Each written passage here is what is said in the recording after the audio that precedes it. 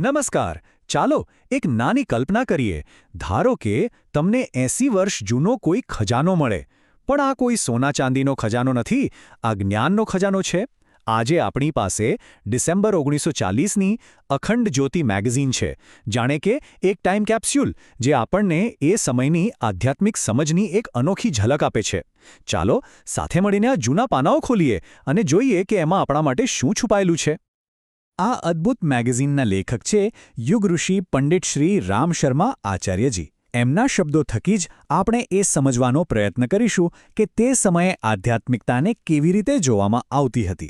અને નવાઈની વાત તો એ છે કે એ જ જ્ઞાન આજે પણ એટલું જ સાચું અને ઉપયોગી છે. આપણે અહીં માત્ર કોઈ જૂની મેગેઝિનનો સારાંશ નથી જોવાના. ના, આપણે તો એક યાત્રા પર નીકળવાના છીએ. એ ચેતનાના નકશાને સમજવાની યાત્રા જે 80 કરતાં પણ વધુ વર્ષો પહેલાં તૈયાર કરવામાં આવ્યો હતો. એ જોવાની કોશિશ કરીશું કે એ સમયના વિચારો આજના જીવનને કેવી રીતે પ્રકાશિત કરી શકે છે. તો આપણી આ યાત્રા કેવી દેખાશે? સૌથી પહેલાં આપણે પ્રાચીન જ્ઞાનના પાયાથી શરૂઆત કરીશું. પછી જીવન, મૃત્યુ અને માયા જેવા ગહન વિષયોને સમજીશું. ત્યાર પછી આપણા અંદરના શત્રુઓ પર કેવી રીતે વિજય મેળવવો એ જોઈશું. અને પછી એક સંતુલિત જીવન માટેના સાધનો શોધીશું.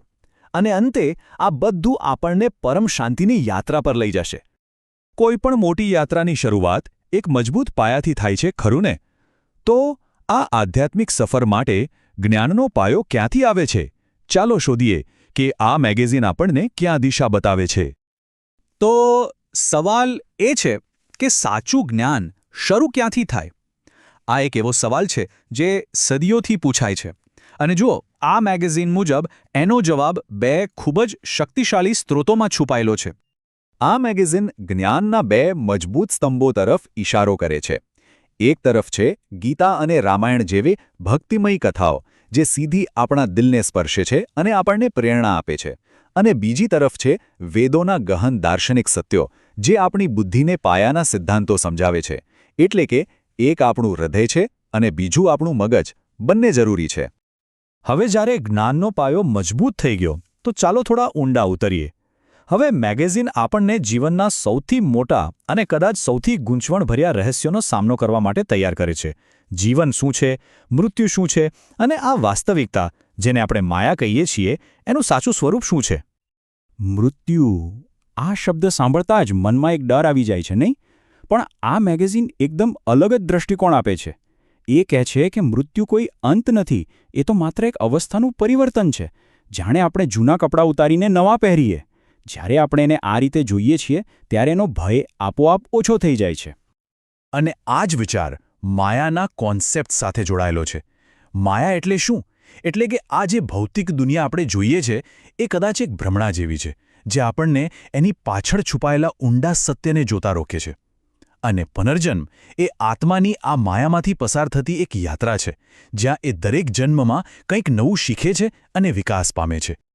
તો જો બહારની દુનિયા એક ભ્રમણા જેવી છે તો પછી અસલી લડાઈ ક્યાં છે? સાચું યુદ્ધ ક્યાં લડાય છે? મેગેઝિન કહે છે એ યુદ્ધ આપણી અંદર જ છે. આપણું મન જ એ યુદ્ધ ભૂમિ છે જ્યાં શાંતિ જીતવી કે હારવી એ નક્કી થાય છે. ચાલો આપણા અંદરના શત્રુઓને ઓળખીએ. અને જુઓ, આ સંઘર્ષોની યાદી જાણે આજે જ લખાઈ હોય એવું લાગે છે.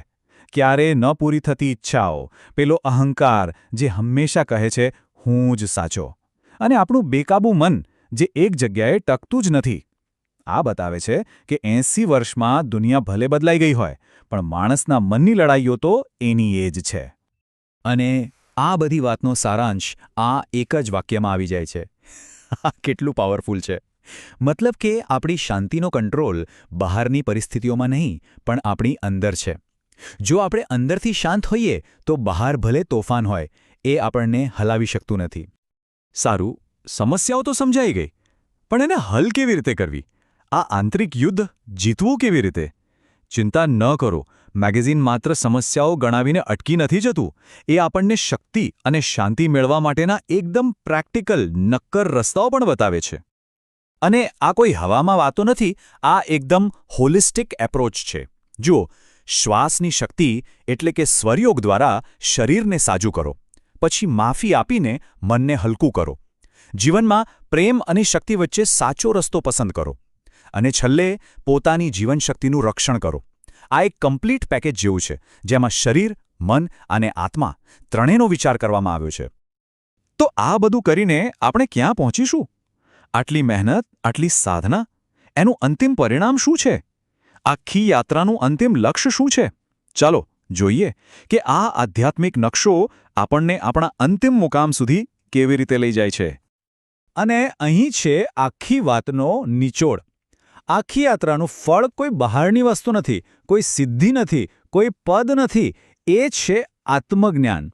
એટલે કે પોતાની જાતને સાચી રીતે ઓળખવી. અને જ્યારે એ જ્ઞાન પ્રાપ્ત થાય છે ત્યારે એમાંથી જ જન્મે છે પરમ શાંતિ.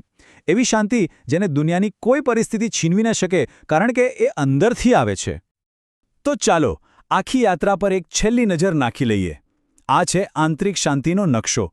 જ્ઞાનના મૂળથી શરૂઆત કરો, વાસ્તવિકતાના સ્વરૂપ પર સવાલ ઉઠાવો, પોતાના મન પર વિજય મેળવો અને ક્ષમા અને પ્રેમ જેવી શિસ્ત અપનાવો. આ બધા જ રસ્તા આપણને એક જ દિશામાં લઈ જાય છે, આત્મજ્ઞાન અને એમાંથી મળતી સાચી શાંતિ. અને અંતે આ સવાલ આપણા બધા માટે છે. 80 વર્ષ જૂનો આ નકશો શું આજે પણ આપણી આ ફાસ્ટ ટ્રેક, ટેકનોલોજીથી ભરેલી અને જટિલ જિંદગીમાં એટલો જ ઉપયોગી છે? શું એ આપણને સાચો રસ્તો બતાવી શકે છે? આ વિચારવા જેવો પ્રશ્ન છે, જેની સાથે આપણે આ વિશ્લેષણ સમાપ્ત કરીએ છીએ.